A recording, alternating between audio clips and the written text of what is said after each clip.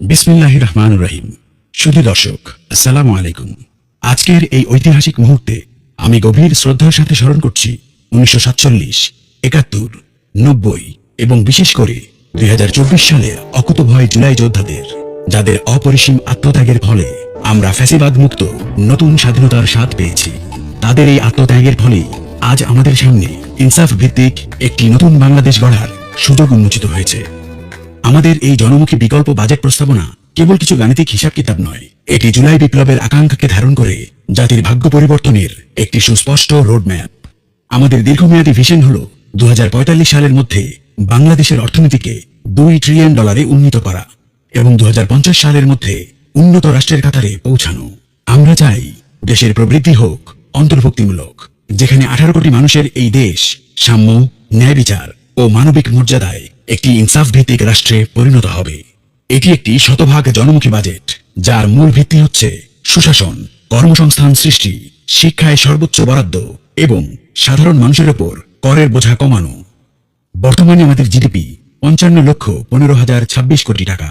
বিগত সরকারের রেখে যাওয়া উচ্চ মূল্যস্ফীতি, ব্যাংকিং খাতের সংকট এবং সীমাহীন দুর্নীতির কারণে অর্থনীতি আজ এক চ্যালেঞ্জের মুখে। শ্বেতপত্রের তথ্য অনুযায়ী 2009 থেকে 2023 সালের মধ্যে দেশ থেকে প্রায় 28 লাখ কোটি টাকা পাচার হয়েছে। এই সংকট উত্তরণে আমরা পাচারকৃত অর্থ ফিরিয়ে আনা এবং এনবিআর ও দুদক সংস্কারের মাধ্যমে অর্থনীতিতে সুশাসন নিশ্চিত করতে প্রতিশ্রুতিবদ্ধ। 2026-27 অর্থবছরের জন্য আমরা 8,39,505 কোটি টাকার একটি বাস্তবসম্মত বাজেট প্রস্তাব করছি, যা জিডিপির 12.14%। আমাদের লক্ষ্য হল রাজস্ব আয়ের মাধ্যমে 6,65,926 কোটি টাকা সংগ্রহ করা। এর মধ্যে এনবিআর নিয়ন্ত্রণ কর 5,73,926 কোটি টাকা, অন্যান্য কর 22,000 কোটি টাকা এবং কর বহির্ভূত প্রাপ্তি 70,000 কোটি টাকা।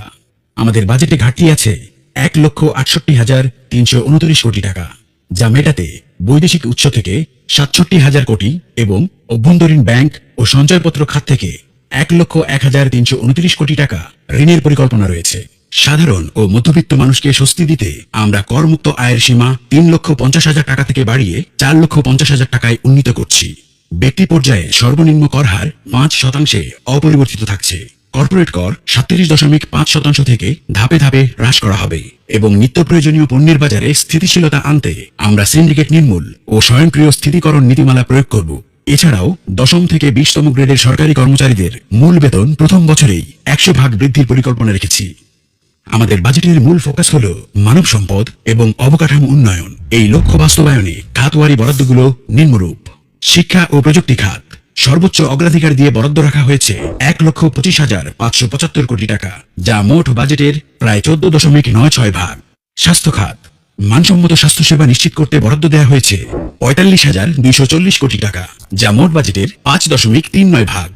পরিবহন ও যোগাযোগ খাত অবকাঠামো উন্নয়নে বরাদ্দ রাখা হয়েছে 65,340 কোটি টাকা, যা মোট বাজেটের 7.78 ভাগ। সামাজিক নিরাপত্তা খাত অসহায় ও দুস্থ জনগোষ্ঠীর সহায়তায় বরাদ্দ দেওয়া হয়েছে 48,150 কোটি টাকা, যা মোট বাজেটের 5.74 ভাগ। জনপ্রশাসন সরকার পরিচালনা ও পেনশন সহ জনপ্রশাসন খাতে বরাদ্দ দেওয়া হয়েছে 2,02,245 কোটি টাকা, যা মোট বাজেটের 24.09 ভাগ। প্রতিরক্ষা খাত জাতীয় নিরাপত্তা ও সুরক্ষায় বরাদ্দ রাখা হয়েছে 43,462 কোটি টাকা, যা মোট বাজেটের 5.18 ভাগ। কৃষি খাত কৃষকদের ন্যায্য মূল্য ও আধুনিকায়ন নিশ্চিত করতে বরাদ্দ দেওয়া হয়েছে 51,670 কোটি টাকা, যা মোট বাজেটের 6.15 ভাগ। বিদ্যুৎ ও জ্বালানি খাত টেকসই জ্বালানি নিশ্চিত করতে বরাদ্দ রাখা হয়েছে 24,950 কোটি টাকা, যা মোট বাজেটের 2.97 ভাগ। স্থানীয় সরকার ও পল্লী উন্নয়ন খাত স্থানীয় পর্যায়ের মানুষদের জীবনমান উন্নয়নের জন্য বরাদ্দ রাখা হয়েছে 45,220 কোটি টাকা, যা মোট বাজেটের 5.39 ভাগ। শৃঙ্খলা ও নিরাপত্তা মানুষের জানমালের নিরাপত্তা নিশ্চিতের লক্ষ্যে বরাদ্দ রাখা হয়েছে 34,457 কোটি টাকা, যা মোট বাজেটের 4.10 ভাগ।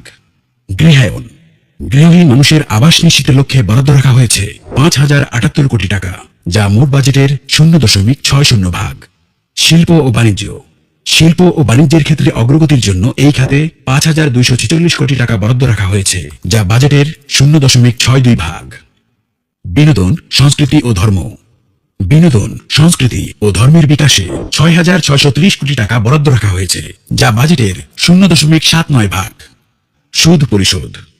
সরকারের ঘাটতি ব্যয় মেটাতে বিভিন্ন সময় গৃহীত দেশি বিদেশি ঋণের সুদ পরিশোধে বরাদ্দ রাখা হয়েছে 1,27,500 কোটি টাকা, যা মোট বাজেটের 15.19 ভাগ। আমাদের শিক্ষা ও স্বাস্থ্য খাতে বিনিয়োগের লক্ষ্য হল দেশের মানব সম্পদকে বিশ্বমানের করে তোলা। স্নাতক পর্যন্ত নারীদের অবৈতনিক শিক্ষা, মেধাবীদের জন্য 1 লক্ষ সুদমুক্ত কাজী হাসানা ঋণ এবং প্রবীণ ও শিশুদের জন্য সরকারি হাসপাতালে সম্পূর্ণ ফ্রি চিকিৎসা নিশ্চিত করা হবে।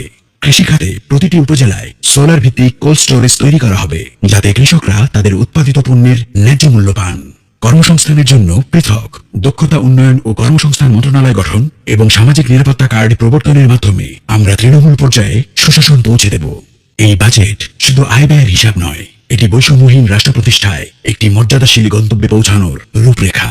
আমরা এমন এক বাংলাদেশের স্বপ্ন দেখছি যেখানে কাউকেই আর বিনা চিকিৎসায় মরতে হবে না, অর্থাভাবে মেধাবীর লেখাপড়া বন্ধ হবে না এবং কোনো তরুণকে বেকারত্বের গ্লানি নিয়ে হতাশায় ডুবতে হবে না।